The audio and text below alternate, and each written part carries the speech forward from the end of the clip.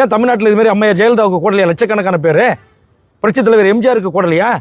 பேரறிஞர் அண்ணா இறந்த போது நான் இது வரைக்கும் இந்தியாவுடைய வரலாற்றிலே இல்லாத ஒரு கூட்டம் கூடியதாக இன்னைக்கு ரெக்கார்ட் ஆயிருக்கு. அங்கெல்லாம் இதுமாரி சாவுகள் ஏற்பட்டதா? ஏன் தமிழ்நாட்டுடைய பண்பாட்டு கலாச்சாரத்தை மீட்பதற்காக இன்னைக்கு ஜல்லிக்கட்டுக்கு மெரினாவில் 10 லட்சம் பேர் ஒரே நாளில் திரண்டார்கள். இப்படி தள்ளுமுள்ளு ஏற்பட்டதா? இப்படி மூச்சுத்திணறல் ஏற்பட்டதா? ஒரு நாகரிகமற்ற பண்பாடற்ற ஒரு கூட்டம். இப்போ ஒரு ஆரோக்கியமான கருத்துக்கள் ஒரு அரசியல் தலைவர் சொன்னாங்கன்னா உடனே ஒரு 1000 பேர் பின்னோட்டத்தில் அவனை அப்படி இப்படின்னு அம்மாவை பற்றி, அக்காவை பற்றி, மனைவியை பற்றி, குடும்பத்தை பற்றி எழுதுறது. அரசியல் தலைவர்கள் இறந்து போனவங்களுக்கு ஆறுதல் சொல்ல போனால் அவங்கள திட்டுறது.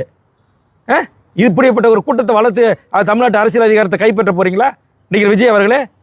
முதல்ல தமிழ்நாடு முழுக்க உங்கள் கட்சிக்காரங்களை கூப்பிட்டு அவங்கள அரசியல் படுத்துங்க.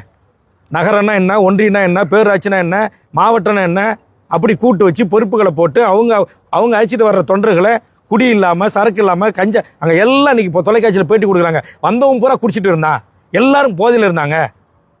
இளைஞர்கிட்ட எங்களால் போகவே முடியல. அதில் யாரோ ஒரு சில இளைஞர்கள் குடிக்காமல் இருந்தவங்க தான் எங்களை தூக்கி காப்பாற்றினாங்கன்னு எல்லாம் இன்னைக்கு தொலைக்காட்சியில் நேற்று இரவுலேருந்து ஓடிக்கிட்டே இருக்குது. அந்த பொதுமக்களுடைய குற்றச்சாட்டுக்கு என்ன பதில்? வந்தவன் பெரும்பான்மையாக குடிகாரனாக இருந்தான்றாங்களே. ஒரு குடிகார கூட்டத்தை வச்சுக்கிட்டு ஷோ காட்டிக்கிட்டு தமிழ்நாட்டில் இல்லை, இதெல்லாம் கேட்கறதுக்கு ஆள் இல்லையா?